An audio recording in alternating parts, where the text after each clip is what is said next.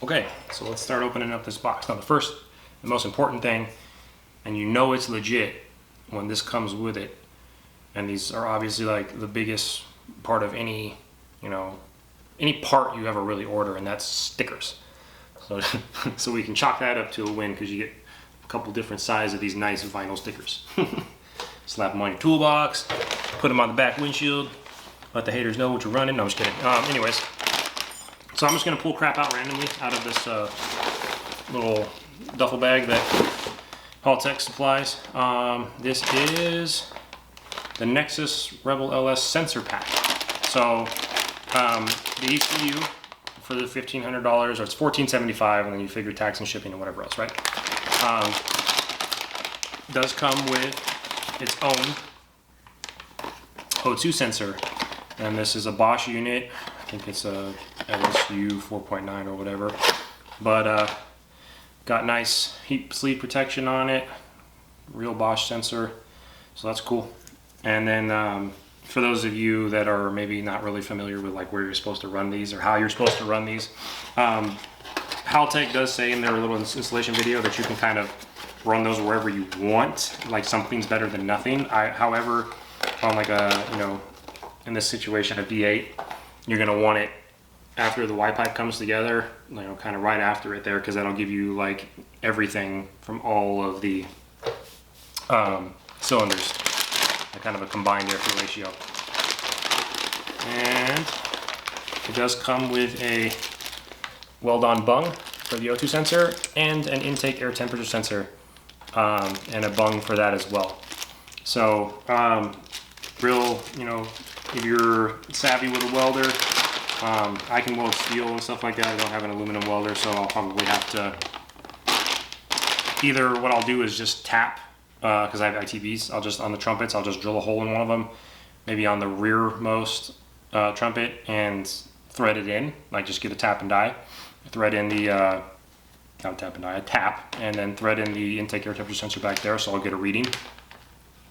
And then I won't have to worry about welding anything, and then I can just weld on the O2 sensor bung on the X pipe down there. So that's cool. That's kind of your main two sensors there.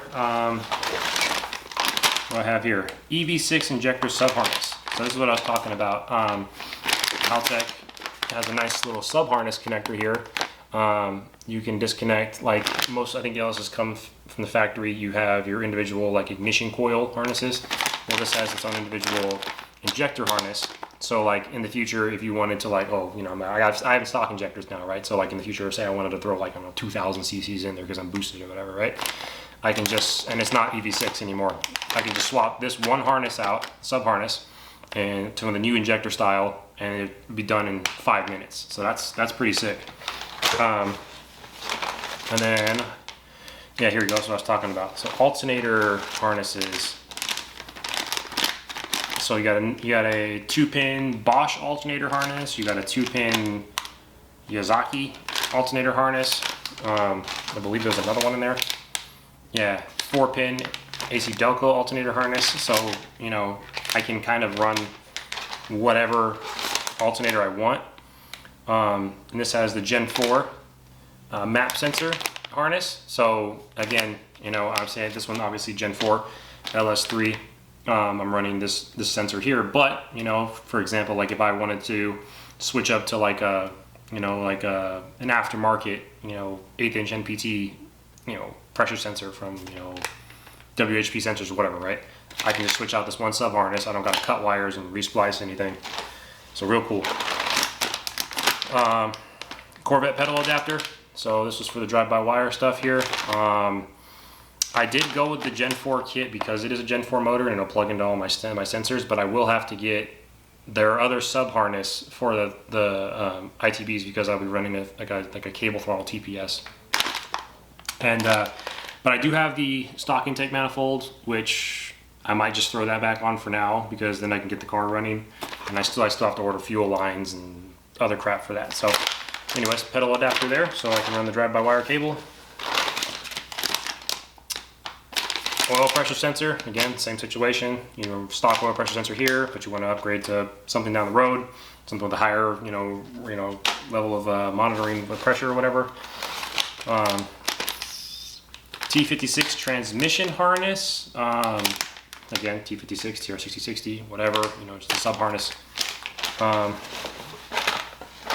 It's cool, like you see how much, you know, a 6-pin drive-by-wire adapter. So if you have a different style drive-by-wire, you just have this one little sub harness here. And then this was cool too, because I heard some people say, you know, this, and maybe Holley fixed it over the years, and don't quote me on this because I've never had a Holley, so I can't speak to it factually. But some people have said that the quality of the early, at least, Holley Terminator harnesses were like kind of cheap. And I'm not saying, not bashing Holley. This is just stuff that people have told me. I have no personal experience to speak to that, but this is just something that I heard. So, you know, obviously, like when you're considering doing something, if you know somebody that has used that product, obviously you're gonna be like, hey bud, like how did you like this before you go spend, you know, $1,000, $2,000 on something, right? And so this is just what I personally heard. So don't bash me for that if your experience is completely different, right? And I have some people that have said that Holley Terminator stuff was fantastic, right? It was easy to work with and all that. So now, it's your main harness, your main terminated harness. So this to me looks like pretty quality heat shrink on all the ends here. Good connectors. And like I said, this is like a full standalone harness. So here I have my fuel pump wire that I'll wire in. This one's for the fan. This one's for, what the hell is this one for? This is another random 25 amp output wire here. You know, if you wanted to power something else with it. What is it? Ignition switch, so your easy 12 volt constant ignition. Haltech does say that this needs to be hooked up to an ignition style switch where once the power is on, it stays on. It doesn't turn off when you're cranking the vehicle, so you don't lose power to the ECU. But yeah, and I believe it's like 2 feet of lead between this firewall grommet on each side. So you have a pretty good range of where you can mount your ECU inside of the vehicle. And then I think there's one more little bag in here. I don't know what it is. A couple little connectors with some pins. Sweet duffel bag. Oh man, more stickers. Yeah, look man, got some variation here. You got the big one, got this little itty bitty tiny one, got this little medium sized one that's stapled to something or whatever. Oh look. And then a little keychain lanyard deal here. And Haltech's saying that I've never heard before, but now I know. Page up for power. So, pretty cool. Good stuff so far. And then, so here's the unit itself. Nicely packaged.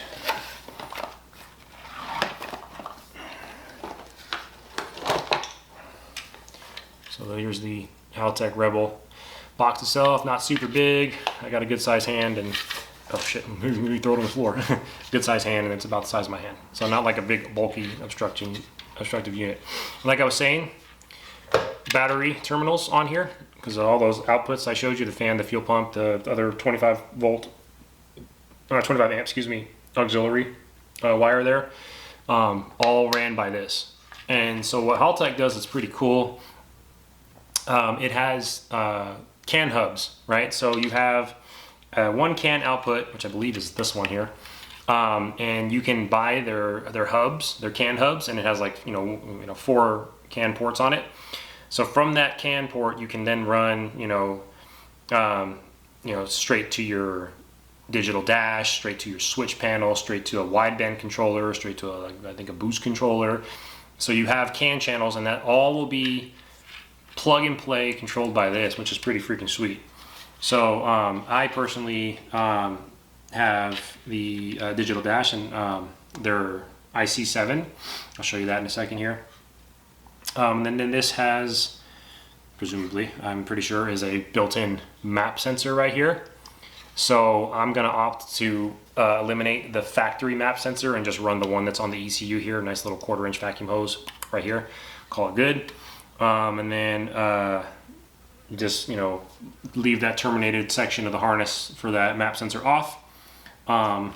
but yeah, and it has you know, your hookups right here. It has an antenna too for Wi-Fi.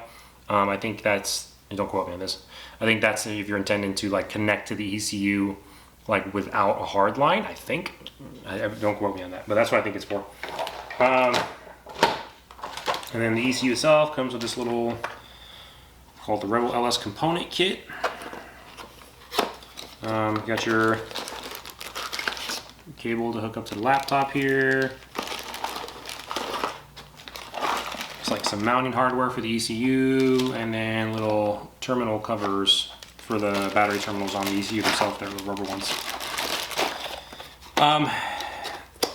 HALTECH does say to use a specific gauge and type of wire for the battery connections. I don't know exactly off the top of my head what that is, but they do have an instructional video on installing this to tell you what you need to be running. So this is the last part of what we'll be installing today, or attempting to install today, because I never know how much time I have with my 4 kids. But they're IC7 dash. So again, nicely packaged, and this big old massive 7-inch screen, and like I was telling you, the little can plugs right here to go from, they have like a little a sub harness that attaches back here. I can control a lot more, I think, from the dash itself through the CAN hub situation there. So I'm gonna opt for, because I don't have like any factory controls in there, like ignition for like, I don't want to run like an extra switch panel outside of my HALTECH setup. So because the ECU controls everything, I can plug in, to my understanding, I can plug in their switch panel, and they have like an 8 switch or a 12 switch panel, and on there I believe I can program the switches to control certain things, like I can, you know, manually turn on the fuel pump, and I can manually turn on the fans and whatever else have you. And I don't know what else, you know, like from there I'd really want to be controlling. I'm kind of, I think I'd be able to run, you know, for my auxiliary, my 25 amp auxiliary one, I could probably run that to like my chassis harness to power up my lights and everything else, and that'll be on the switch too.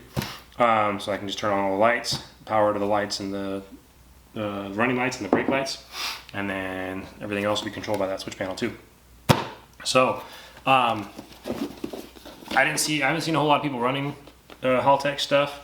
I looked into it. I watched a couple different people's videos on, like, you know, the HALTECH versus the Holley, so on and so forth, and I didn't really see I didn't really get much information from those. So I'm hoping this will bring more insight to like what's in the box, how it works. There's a kind of a long-winded video, but like, you know, some people like to see all the stuff that comes with stuff before they order it, even though I think you can like look at the brochure online. But here's a little visual for you. Total for all this stuff, IC7 was like a little over $1,000. Really nice display, customizable, all that stuff, and you can look up the features on HALTECH's website, and then everything I just showed you with the Rebel LS. Everything will be very easy to work with, and I can, you know, change up my setup as it evolves, right? And without having to, you know, repin everything, I can just disconnect sub harnesses, and that for me was the biggest thing, right? So, and again, I don't know if Holley offers that too. I just happened to watch HALTECH's video on it. HALTECH's a smaller operation than Holley. Their customer support's a little more, you know, private and personal. And I spoke to a guy, and I think his name was Rick or whatever. I might be wrong, terrible with names, but he said he's very familiar with their setups and ITBs, and I was like, great. That's the first guy I called customer service. He's like, you know, you have any setup, you know, questions, feel free to call me.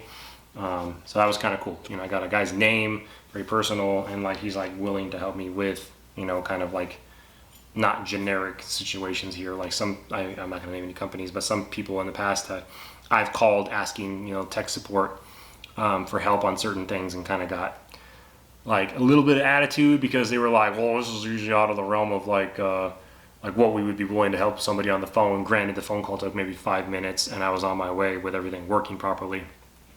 So this was really cool to see, to not even like have to ask that question, but just to be offered the help if I needed it, right? So I don't feel like I'm, you know, like some companies are bigger and they're just like, you know, like you need to take this to a shop. I'm not going to stay on the phone with you and help you walk you through this crap, you know, like if you don't really know 100% what you're doing. So this is cool.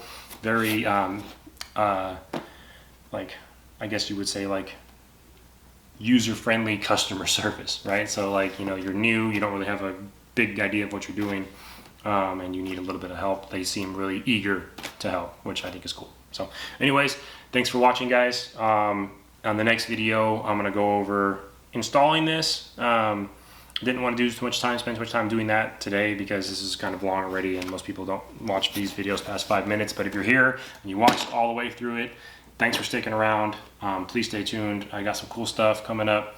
The vet's gonna be pretty sick with the ITBs. I got an, you probably saw in the background, the Corolla I have in the garage here. I'm actually getting a A86 coupe, an 86, yeah, a 1986 one. And I'm going to be putting a beam swap in that, and as much success as I have with HALTECH moving forward will determine, I'm probably going to go with them as well for the beam swap too. So all the stuff that was on the sedan you saw in the video, it's got coilovers, spool diff, adjustable 4-link, you know, bucket seat, blah blah blah. All that is going to go onto the coupe. This little guy is going to be left pretty stock, and he's going to go on to a new home. And so that's what we'll have going on pretty much in the build series to come. I also have my dad's old 350Z that if I do something too, I'll probably include videos on that. And obviously track days, dyno days, whatever, I'm going to try and incorporate all of it, bring the camera out, be real on top of, you know, bringing the content to you guys. Because I mean, it's not even so much like to, like, you know, try and make it big as a YouTuber. It's just that I actually enjoy doing this. So, and maybe this will like help people along the way decide, you know, what they want to spend their hard-earned money on. So stay tuned for the next video, guys.